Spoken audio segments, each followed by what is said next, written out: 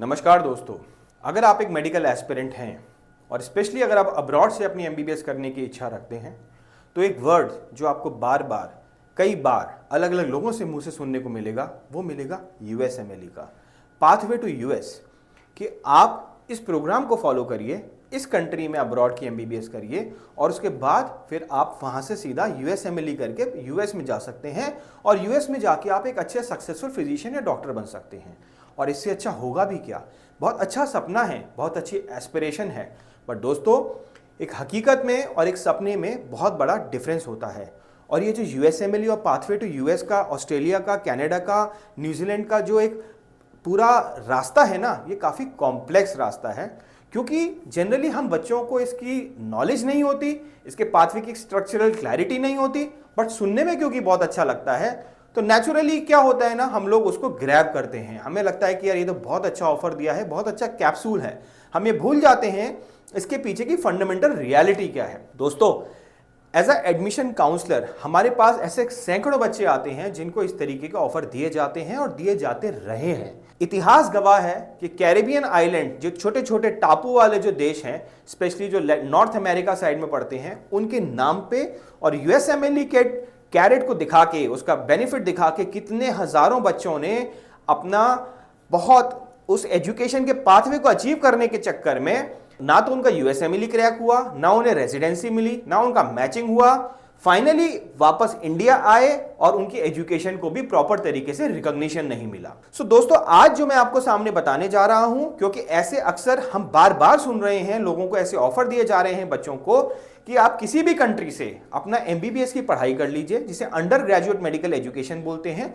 उसके बाद आप यूएस चले जाइए या यूके चले जाइए या ऑस्ट्रेलिया, न्यूजीलैंड चले जाइए, कनाडा चले जाइए और इन 5 कंट्री से आपको एग्जेम्पशन मिल जाता है। एग्जेम्पशन किस चीज का मिल जाता है कि अगर आप इन 5 कंट्रीज के मेडिकल प्रोसेस को कंप्लीट करके आते हैं तो इंडिया में आपको स्क्रीनिंग एग्जाम देने की जरूरत नहीं पड़ती और इंडिया में ऑटोमेटिक आपका दरवाजा खुल जाता है। और दोस्तों यही एक बहुत बड़ी भ्रांति है, ये बहुत बड़ी गलतफहमी है जो आपके लिए दूर करना बहुत जरूरी है, क्योंकि बड़ी बड़ी कंपनी इस यूएसए के लालच को दिखा के आपको उस पाथवे में ले जा रही हैं, लेकिन ऐसा नहीं है।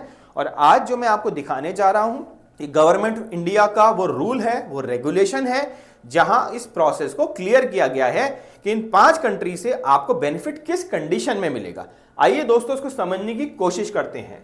सो दोस्तों ये आपका गैजेट ऑफ इंडिया है और ये गैजेट ऑफ इंडिया जो है आपका ये डेटेड है 23 दिसंबर 2021 का। और उस टाइम पे मेडिकल काउंसिल ऑफ इंडिया हुआ करती थी और गैजेट ऑफ इंडिया एक गवर्नमेंट ऑफ इंडिया का ऑफिशियल प्रोसेस होता है जहां से कि नोटिफिकेशन दिए जाते हैं रूल्स एंड रेगुलेशंस को लेकर, राइट। और इस गैजेट ऑफ इंडिया को अगर हम देखते हैं तो इसके अंदर क्या दिया गया है, हम आपको इसको डिस्कस करते हैं। देखिए दोस्तों यहां बोला गया है, in exercise of powers conferred by section 33 of Indian Medical Council Act 1956, the Medical Council of India with the previous sanction of central government makes the following regulation to further amend the screening test regulation 2002। आपको मैं बता देता हूं, जो बच्चे 18 नवंबर 2021 से पहले गए थे मेडिकल पढ़ने, उन पे जो गवर्नमेंट की रूल्स लगते थे वो लगते थे स्क्रीनिंग टेस्ट रेगुलेशन 2002, और आज की डेट में जो आप पे रूल इंप्लाई होते हैं वो होते हैं एफएमजीआर रेगुलेशन 2021। कई बार बच्चे कंपेयर करते हैं कि सर देखिए हमारा वो कोई रिलेटिव था या जानकार था, वो तो उस कंट्री से पढ़ के आया था और उसको कोई प्रॉब्लम नहीं हुई थी, उसको सब कुछ मिल गया था।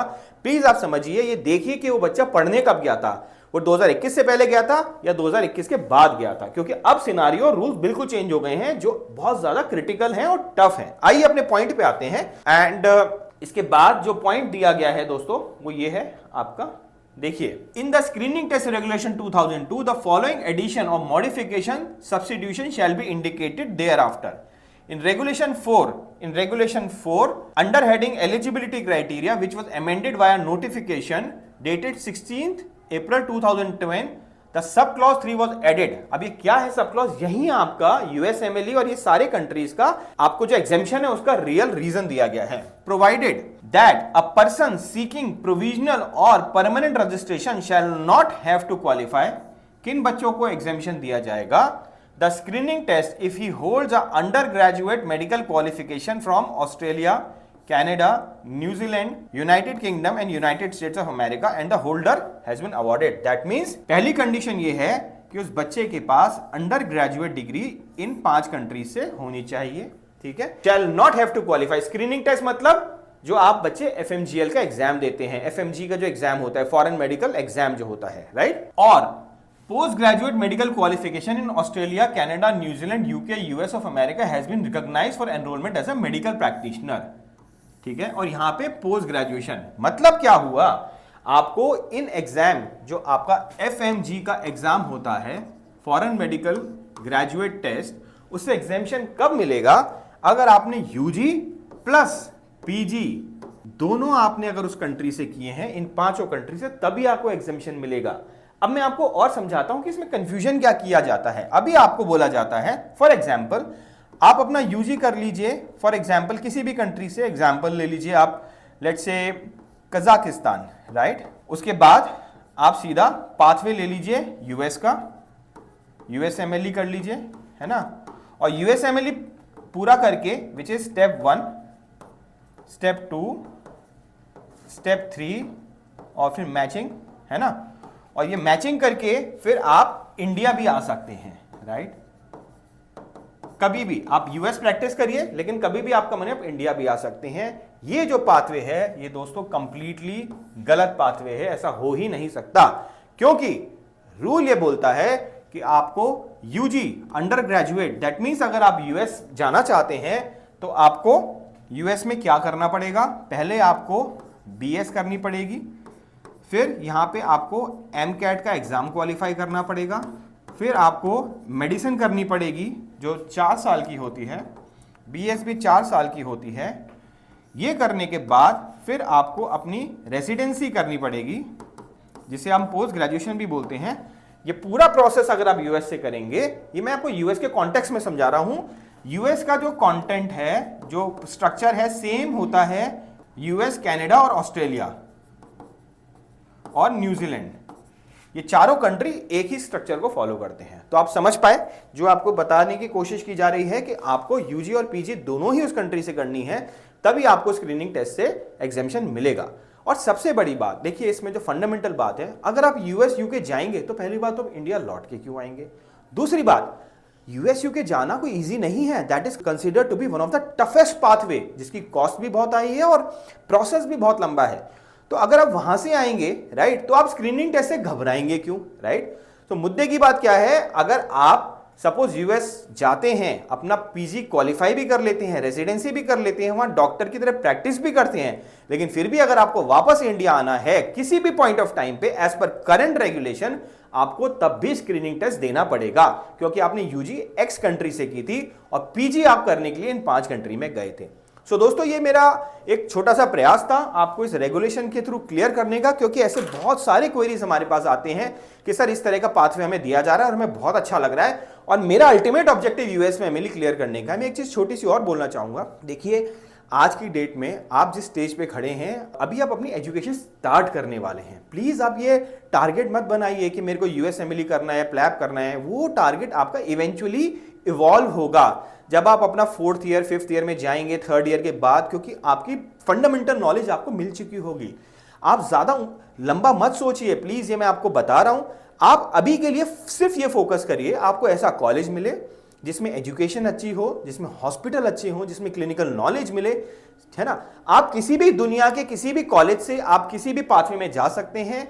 आपका जो कॉलेज है वो ECFMG एक्रेडिटेड होना चाहिए, वो किसी भी कंट्री में हो, उसमें कोई प्रॉब्लम नहीं है, राइट। सो आपका आज का जो ऑब्जेक्टिव होना चाहिए वो होना चाहिए एक अच्छा कॉलेज जिसमें हॉस्पिटल अच्छा हो, जिसमें सीखने का मौका अच्छा मिले, क्योंकि जब आप 3-4 साल अपने फंडामेंटल्स मजबूत कर लेंगे ना, तभी आप इस चीज को सोच पाएंगे।